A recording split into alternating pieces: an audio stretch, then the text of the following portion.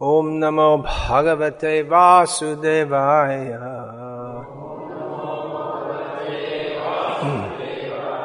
Om Namo Bhagavate Vasudevaya.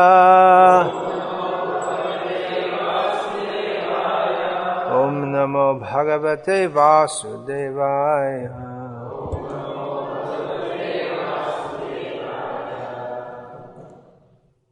Srimad Bhagavad-gita, translation and commentary by His Divine Grace A.C. Bhaktivedanta Swami Prabhupada.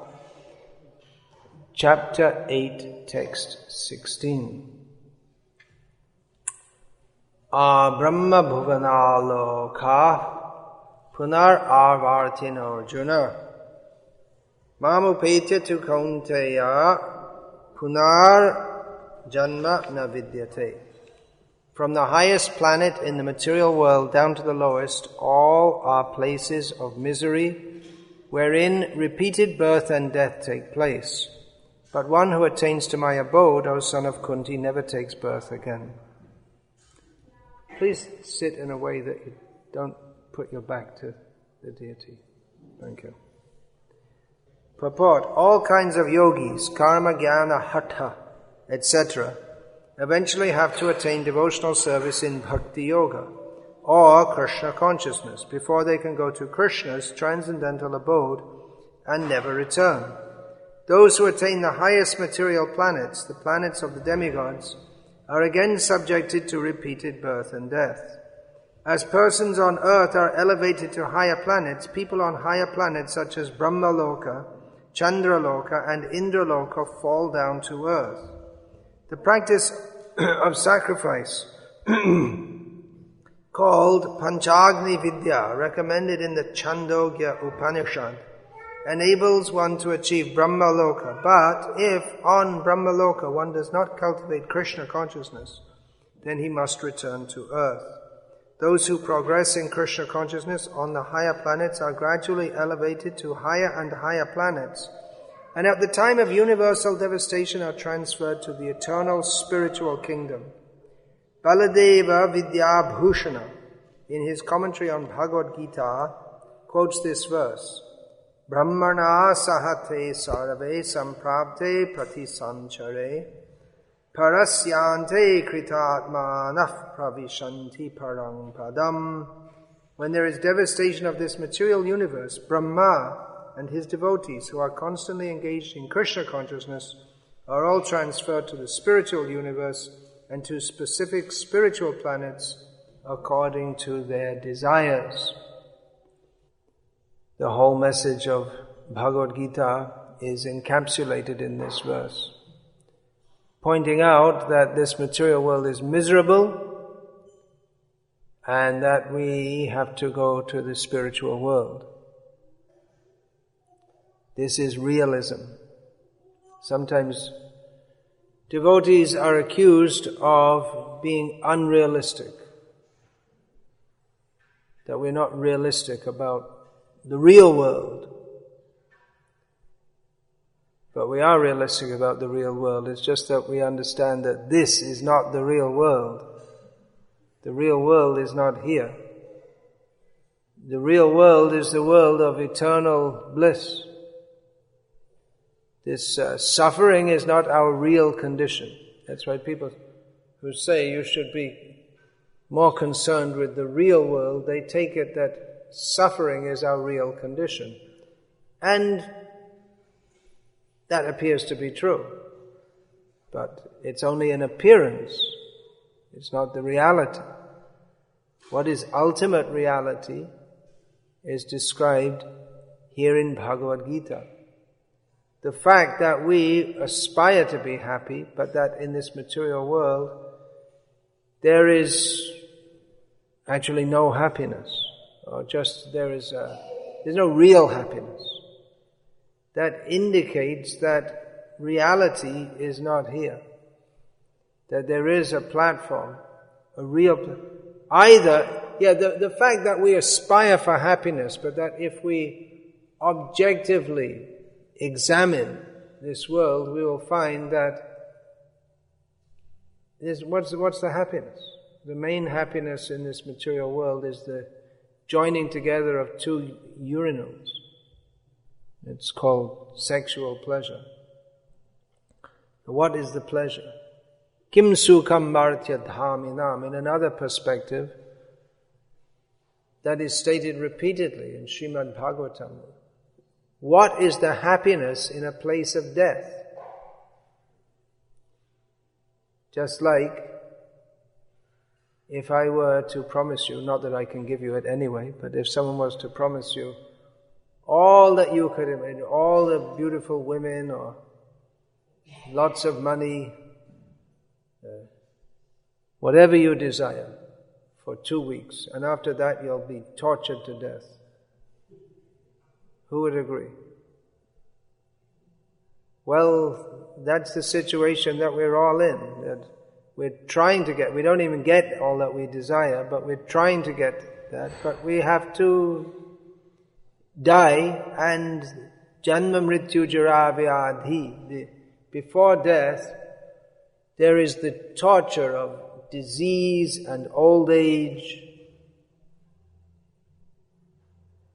and then there's death, and then there's rebirth. We have this R.I.P., rest in peace, but no one rests in peace. You have to get up again and struggle again. This is the situation of the material world.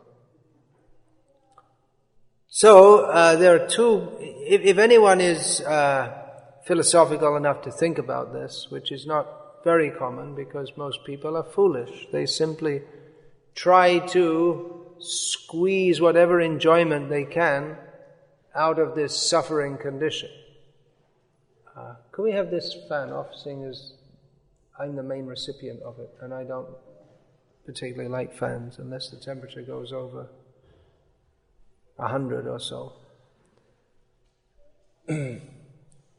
So, most people are just trying to squeeze some happiness without thinking that, well, there should be some better deal than this. So, a philosophical approach is to either conclude, by philosophical approach, if you actually just start thinking about it, you could either conclude that this world is ridiculous and absurd, which is a synonym of ridiculous. It's meaningless, or that there is a situation where we can attain ultimate happiness.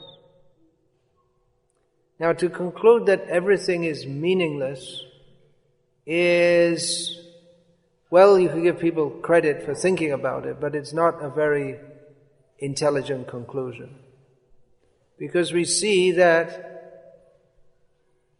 this world is ordered. In the universities, there's so many, or even in the elementary school, so many different subjects are studied. It wouldn't be possible to study anything unless there was some basic order. We wouldn't be able to think about anything unless there was some basic system within our consciousness by which we could recognize different categories and hypothesize about different categories and place them within various thought systems. So there's definitely order within the universe. To say everything is meaningless is a self-contradictory statement, because to say everything is meaningless, you have to recite words which have a particular meaning. So to convey that sentence to others, you have to use words which have meaning. Meaninglessness is a concept which it has a particular meaning. You can look it up in the dictionary. So to say everything is meaningless is self-contradictory. So meaningfulness is everywhere, but therefore the proper conclusion is not that everything is meaningless, but that we didn't find the real meaning yet. So another way to examine or conclude about the paradox of everyone in this world, not only human beings, but even species lower than humans, seeking happiness, but not getting it, is another conclusion is that we've made some terrible mistake, or we're not in our proper position. We have to come to a different position. In our present position in the world at the present time, we desire happiness, but we are suffering. Why is that? An intelligent person should inquire. They shouldn't write it off simply as meaningless. They should inquire. Now, a less intelligent person, they don't inquire why, but they just try to get on with enjoying to the best of their capacity whatever they can. An example of this is Chicago, or for that matter, the whole United States, or for that matter, the whole Earth planet, the whole material world. But especially these big modern cities are they're built on the basis that, well, let's reorganize matter in various ways so that we can enjoy it better, so that we can produce various objects for our enjoyment and make various plans and for our enjoyment, such as slaughterhouses and bars and sports stadiums. They're all built with the idea that people can enjoy themselves, but no one's happy. It's a failure. Chicago is a failure. The purpose for which it was built was economic development with the idea that people will have a better way of life. They will be more happy. But it was doomed to failure even before it began, because even if everyone had been happy in this city, even if there weren't so many criminals and mentally disturbed people, or even just ordinary people suffering from stress, which is just considered normal in the modern age to be stressed out. Well, still everyone has to suffer death. So, kim sukham martya dhaminam, where is the happiness? In a place of death. So it was the attempt to be happy in this world is doomed from the beginning. But an intelligent person asks why? And unless people are completely frustrated and skeptical, they will tend to think that ultimately, even despite everything we see all around us, reality is good, or God is good. But then that leads to the question, the unsolved question, unsolved by those who constrict themselves to certain worldviews, that if God is good, then why is the world bad? There's so much suffering all around us. Why doesn't God do something about us? I mean, we think He's there somewhere, but there's so much suffering. Why is that? So, Bhagavad-gita actually gives us the answer. The suffering is caused, the cause of our suffering is not because someone ate an apple a long time ago. That's one theory. It's not a very good theory. But the cause is Purusha Sukha Dukhanam Bhuktridve Hetu Ruchyate. The cause is, what is the cause of my suffering? Why is it that I have to go to work every day? Why is it that I have to suffer the cold in Chicago? Maybe I should go to California. Maybe I should go to Southern California. Things are much nicer over there. The wind is blowing gently even in the winter, and it's not too cold. Of course, this summer has been as miserable as the summer here. I just came from there. But in general, life is much better. Why not go there? Well, folks, I've got news. No one's happy down there either, although the winters are not so severe as here. I was just there in Laguna Beach and giving a lecture there, and I opened it up by saying, here in Laguna Beach, everyone is happy. And I got a response of sarcastic laughter, which was expected. Shruti, what is that? Sukha, Shruti Sukha, yeah, that's it, that's described. That there's talk of happiness. We hear about happiness, but we don't actually find it. So what is the cause of our distress? Is God incapable of rectifying the situation? Why doesn't God just turn a switch and make everything nice? Or has God kind of lost control? Satan took over? Or did God just forget about us? Or he went to sleep? Or is he just some kind of cosmic sadist who's deliberately torturing us all? Just so that a few of us, if they wash themselves in the blood of a certain person, can be saved, and then everyone else is burned in hell forever. What is the reason? I mean, there have got to be better theories than all of this. What is the cause of all our suffering? Well, the Bhagavad-gita, that means Krishna, informs us that the cause of our suffering is, wait for it, ourselves. We ourselves are the cause of our suffering. Because we have made a bad choice to not serve Krishna. Therefore we come to this material world. But we can rectify it at any time. Sarvadhaman parityaja mamekam sharanam vraja aham tva sarvapabhebhyo mokshayishami mashucha. At any time we can decide to surrender to Krishna, come to our proper position. That means to acknowledge our position of service to Him. And then He'll turn the switch for us, deliver us from all this repeated suffering in this material world, and bring us to Him. That spiritual world, that is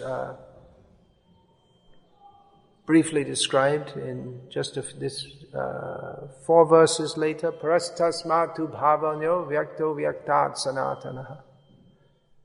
That beyond this material world, there is the actual reality. In this material world, everything is created and destroyed. Created and destroyed. Created and destroyed. Before there was no Chicago, now there's Chicago. After some time, there'll be no Chicago.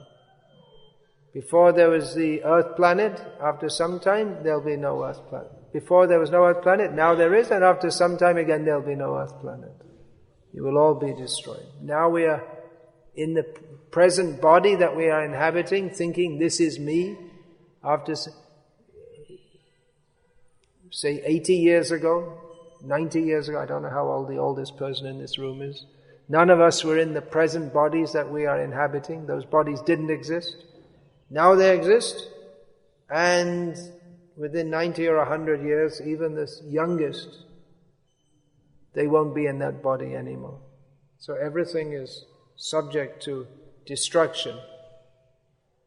Then again we get a body. Then again we struggle. Again we suffer. Whatever body we're in, we think, this is me. Then we go to another body, and another, and another. But in the spiritual world, we attain our real position. None of these are our real position. How can we say it's real? If now the present body I'm in has passed 54 years of age. So before that, what was I? I was a dog, a snake, a cat, a Lord Brahma, an Indra, an Apsara.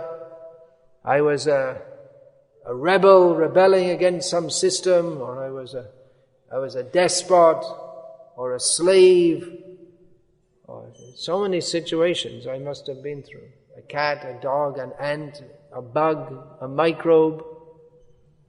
So many situations I've been through, and each one I think it's real. But reality is Satchidanandamaya, eternal, full of bliss and knowledge. Satyam Shivam Sundaram. Reality is all good and all beautiful. Reality is Krishna, Satyam Param. He is the supreme reality. And we are all part and parcel of Krishna as His eternal servants. So the actual nature of reality. We should try to understand what is real. Yes. People accuse us of being, I started by saying, people accuse us of being unrealistic or otherworldly. Yes, we are otherworldly because this world is not the real world. We are realistic actually in both ways.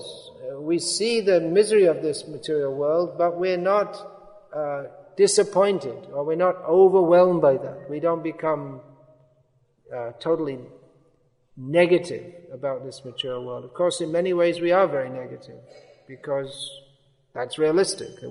This material world, where is the happiness? But positive also, in as much as this, especially this human form of life, affords us the opportunity to get out of this miserable place. So, people who are intelligent, they can see the misery of this world. I mean, there's so many, especially in the 20th century, there's so many novels who wrote realistic novels. They're called realistic. A novel, it means it's not real. It's not real. It's just some kind of imagination. But it parodies situations in the material world and a good novel is one that is considered to bring out the drama, the irony, or whatever the novelist wants to convey to us. I used to read long ago various novels. Some famous 20th century American novelists, John Steinbeck, realistic novels that give us some insights into, good insights into the paradoxes of this material world and the disappointment and the trivia, the apparent meaningless. I guess I'm not a literary critic, so I'm not trained in literary criticism, so I can't express it in a better way, but definitely good insights into the realities of the very strange goings-on that we call reality in this world. There are others also. I read one book, I think his name was James Baldwin, and that's really in your face. In your face. You read stuff by him? It's like really in your face reality of life in Harlem, and it's just deliberately shocking with extremely vulgar language and violence and all kinds of sex and very extremely vulgar and shocking, and attempting to portray, which I guess it does very well, how gross and miserable life in that situation is. So there are various people who have insights into reality. Shakespeare was, I guess he's out of fashion these days, but one reason that his plays especially are considered classics is because of his insights into the nature of reality. And many of the sayings that in English, they come from Shakespeare. Number one source is the Bible. And the number two is Shakespeare. Because in the Bible you might expect it. But Shakespeare is a secular playwright. He's not a particularly religious person by any means. But he gives insights into the nature of human psychology and the nature of life in this world. So they have some insights into the nature of reality in this world, but they don't have any clear understanding and they don't have any solutions. So, in Vedic culture, both things are there. There's clear understanding of the nature of life in this material world, and that is summed up in 2 words in Bhagavad-gita. Dukhalayam ashashvatam, which comes just in the verse previous to the one which I read today. Mamupetya punarjanma dukhalayam ashashvatam napnuvanti mahatmana sangsiddhing paramam gataha. After attaining me, the great souls who are yogis in devotion never return to this temporary world which is full of miseries because they have attained the highest perfection. So 2 words summarize the whole material situation. It's full of misery and everything here is temporary. But the reality is sukhalayam shashvatam, shashvata sukha. Eternal bliss. That is the reality. So it might seem that devotees of Krishna are otherworldly. What are we doing? Sitting around in this temple here, talking about all this philosophy. Why don't we do something realistic? Like, go out and today there's a gay pride parade, so we should go out and hold a placard and say, yeah, great. Gays are great. They should not be discriminated against, and all this kind of thing. And let's do something about the polio victims, or give money for cancer research. Actually, they've been spending billions of dollars on cancer research for decades now, and the cancer cases seem to be only increasing. Anyway, throw in some more. Or better still, save up for your own cancer when you get it, because it's going to cost more than you can afford to treat it. Or there are so many causes. Dogs, we should save the dogs. People are mistreating their dogs. So in America it's a very good country because so many states have laws that you're not allowed to leave your dog alone at home untended. See? Poor dog will get lonely. So you have to look after your dog very nicely. Of course you can torture and kill the cows and chickens, and that's allowed, but you see, help the dogs. There's so many things we can do. Let's go on a campaign to save the whale, or stop the, what's that called? Greenhouse emissions, and so many things we can do. Well, folks, I've got news. Even if by some magic, which is not going to happen very soon, that we stop all these all these demons making chemicals going into the atmosphere. Well, even without that, the atmosphere is poisonous in another way. The poison is thinking that we can be happy in this world, even without pollution, even if we were all trying to do our best to follow the advice of altruists like Stephen Covey. Of course, they also do pretty good themselves. They make a few pennies for themselves. Still, life in this world would be miserable. But the good news is, there is the world beyond that. So in Indian culture, or Vedic culture, not actually Indian culture, but the culture of culturing knowledge of absolute reality, people spend their time hearing and chanting about Krishna. And you say, well, what's all that? That's not realistic. It is realistic. This is because Krishna is real. Krishna is the only actual reality, and non-reality is forgetting that there's Krishna. That puts us in this situation, this unreal situation. Now we may say, well, how is it unreal? It's real. I'm here. I can see. It looks pretty real. I can look in the mirror. Oh, look at that. I mean, that was pretty real when I fell down and cracked the scaphoid. So, I mean, that's real, isn't it? But it's not substantial reality because it's temporary. So actual reality is that which is not temporary, that which stays, that which before the body existed that which after the body will continue to exist. I go from body to body to body.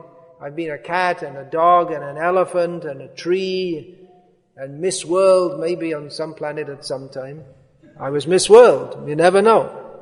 Then got a wrinkled face and became a cadaver and went on to become something else. Maybe the most beautiful pig in the whole of Illinois. The male pigs, they probably, and no doubt about it, they find the female pigs extraordinarily attractive. We don't. They probably don't find Miss World attractive either. So we're going from one illusory situation to another. Reality is to find out who is eternally attractive. That situation of eternal bliss, that is in service to Krishna, who is all attractive. So Vedic culture means to hear and chant about Krishna, to hear about the activities of Krishna. And people may think, what's all this? Hearing about some boy taking out cows, or hearing about Rama, how Ram goes through the whole of India, benedicting the whole of that land with his lotus feet. So you think, what's that? It's just some stories. Yeah, but these are stories of reality. These are not novels.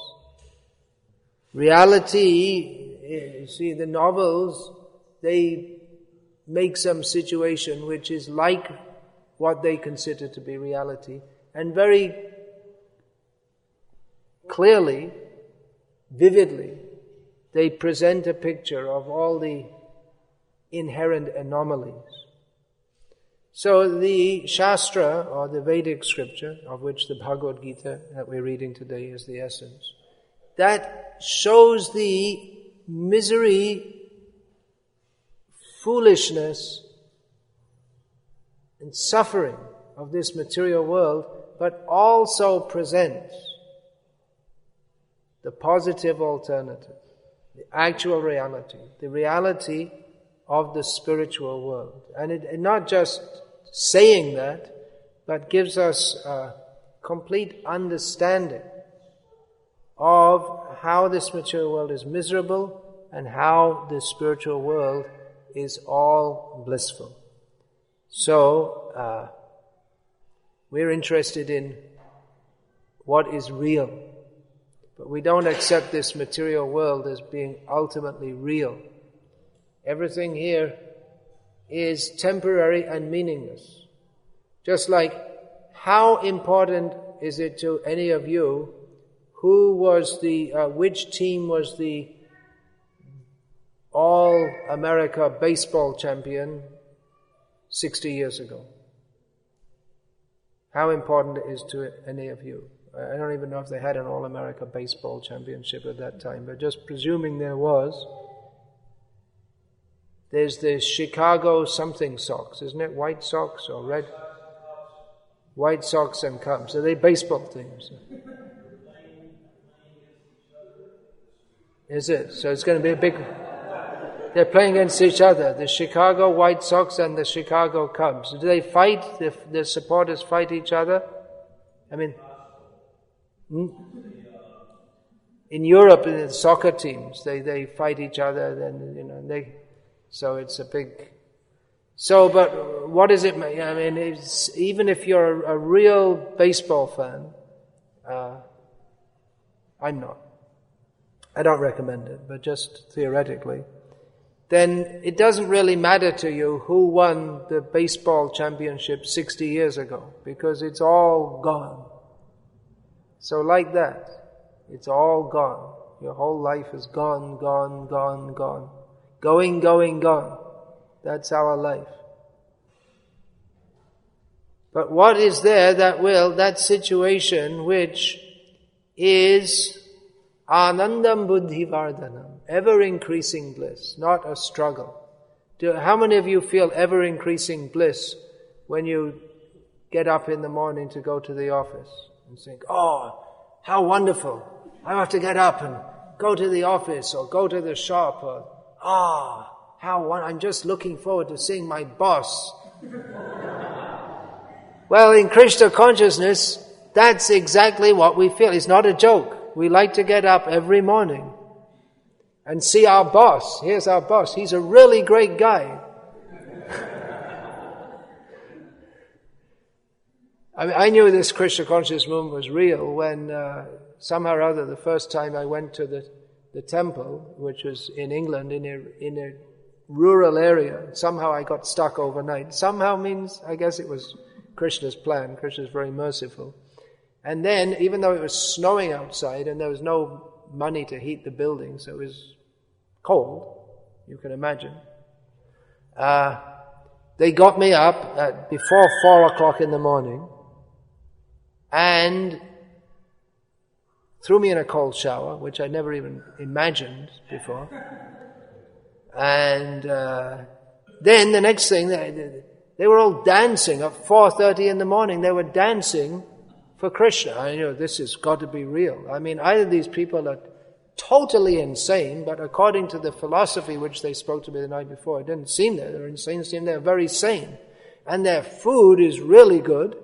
So it seems that they are so enthusiastic for God that they're getting up early every morning, even in most austere conditions, and dancing. And they do it every morning. I knew it wasn't because I was there. They weren't just doing some kind of show for me.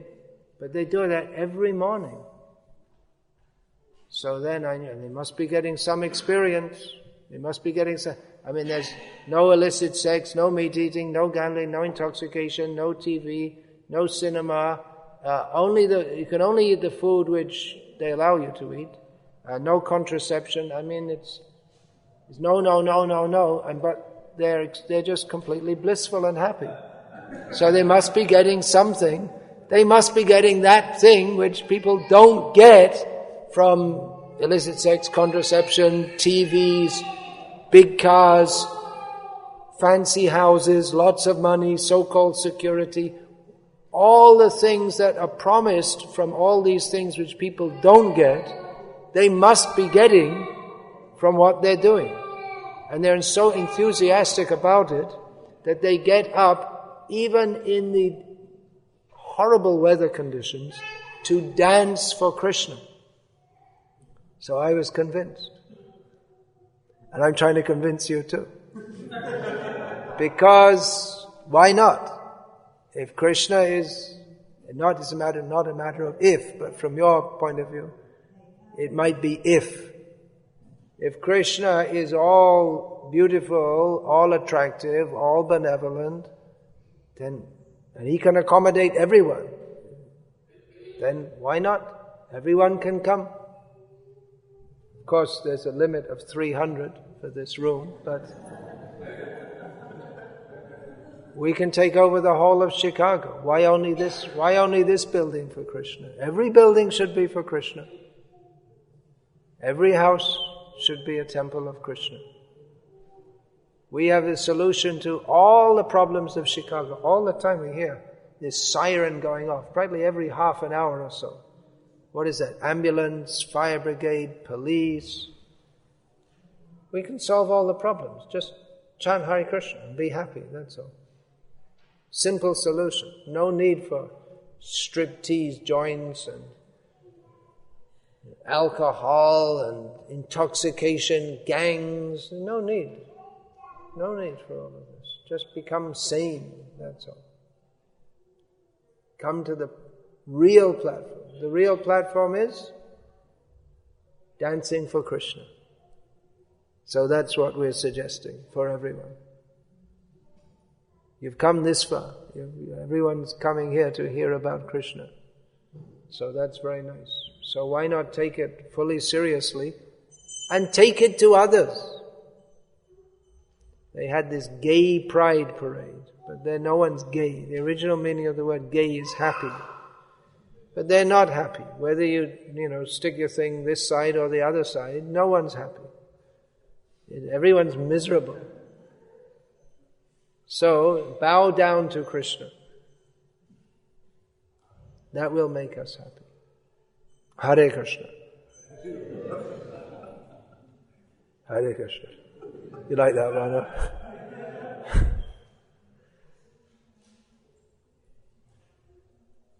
So, any question or comment, please?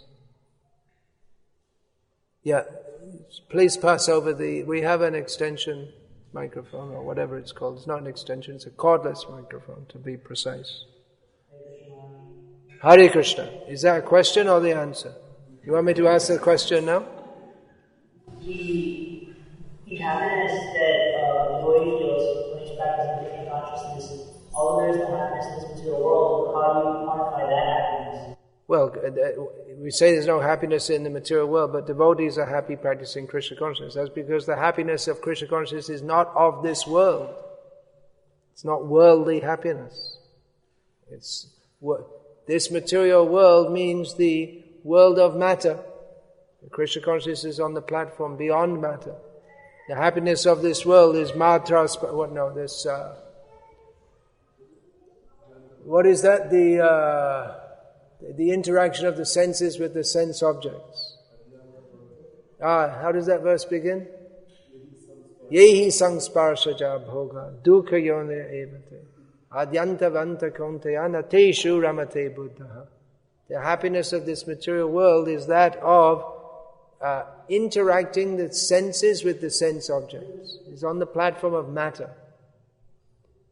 But the happiness of Krishna consciousness is Rishikena Rishikesha Sevanang Bhakti Ruchyate, engaging the senses in the service of Krishna. So it's not of this world. It's Sarvopadi Vinir Muktam Tatparatvena Nirmalam. Beyond the platform of thinking, I am this body and let me enjoy it, there is the platform of engaging our senses in the service of Krishna. That is the completely spiritual platform. So although it's enacted within this world, it's beyond the limiting and degrading parameters of this world. So it's not actually of this world. Padma patramivam bhasa, like a lotus leaf is on the water but doesn't interact with the water, doesn't it? Yeah, any other question?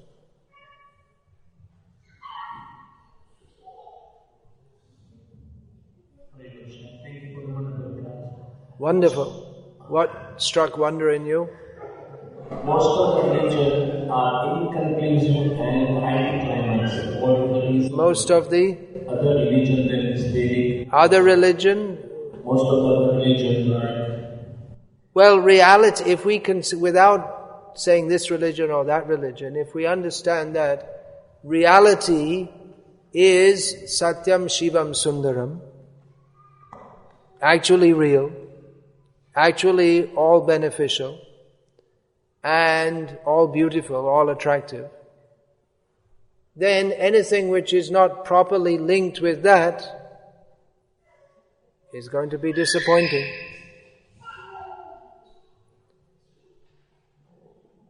That is not Purna Satya. It's not complete reality.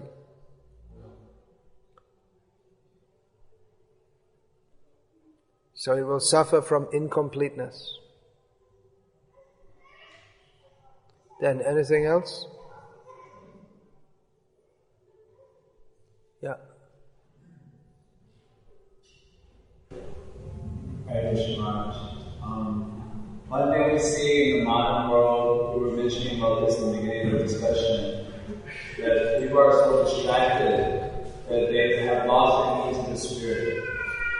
And although something is obviously a cause of suffering, just because of the lack of the fire of the spirit, they are able to penetrate into the obvious truth. And as devotees trying to give Krishna consciousness to people without the link to the spirit, they have a hard time inculcating that idea. Right. People are, in the material world, people are stupid, but in the modern age, this stupidity is, it's reached epidemic proportions. And it's actually deliberately inculcated. Srila Prabhupada noted that actually, how the governments deliberately make people stupid by offering them more and more sense gratification. And there are a few people, even in this country, who have noted that themselves. How by supply... by supplying intoxication and pornography and all these things, people, they become dull-headed and passive. I mean, recently it came to light, it's public knowledge that the leaders of this country were engaged in a massive rip-off, which has very negatively impacted the lives of all the citizens of this country. I mean, there should have been riots, isn't it? But, oh, give me another pack of beer. That's all, you know. People are just dull. So, how do you raise people from this dullness?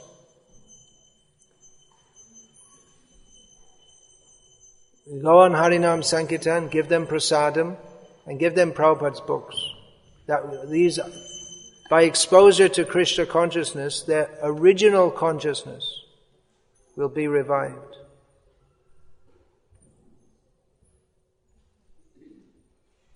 Yeah, any questions over here? No. Okay, then. Yeah, Jitendriya Prabhu has a question. All glories to Jitendriya Prabhu's service. His seva personified, doing all the, what we would call menial services. Very happy to do that.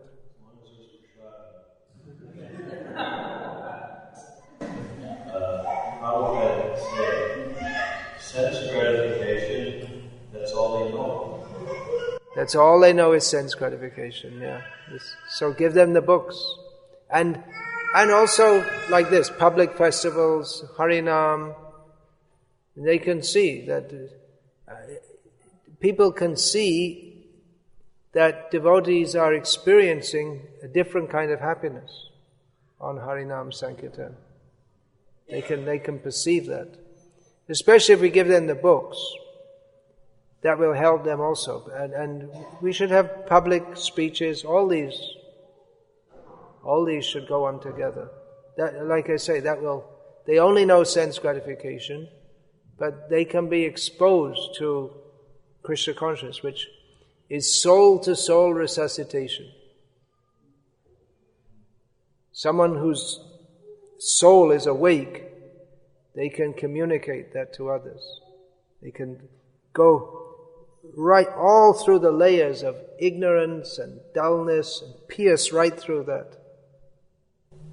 I heard Srila Prabhupada say, he gave a real nice lecture in San Francisco. Some ladies said, what are you going to do now? Just sit up there and have us worship you or something like that? And he said, the darkness is dark. Some people's ignorance is so profound they can't move. I think a good example, like with speech, it's just... Some people are exceedingly deeply in ignorance. Well, anyway, we'll do the best we can for everyone. And you never know who's going to take it up. And we can see, you also said, day by day in Kali Yuga, it becomes worse. Yeah, day by day in Kali Yuga. That's stated in Srimad Bhagavatam. That's stated, tatas chanu dinam dharma satyam shocham Satyam socham kshamadaya kalena balinara jannangshantyayo balang smritihi. With the passing of every single day of Kali Yuga, all these items become diminished. Dharma, truthfulness, cleanliness, tolerance, compassion, lifespan, mental strength, and physical strength. For instance, that's just the beginning of the list. They all become diminished day by day, day by day. So just like we're the older generation now, you and I, so we can look back to our childhood and say, things were not so, they were much better when we were kids. Well, that's what our parents said also, right?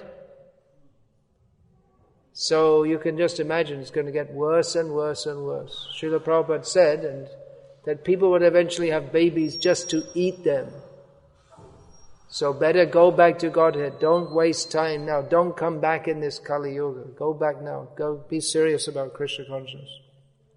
So, having said that, I'll conclude this meeting. Thank you all very much for coming. And Hare Krishna.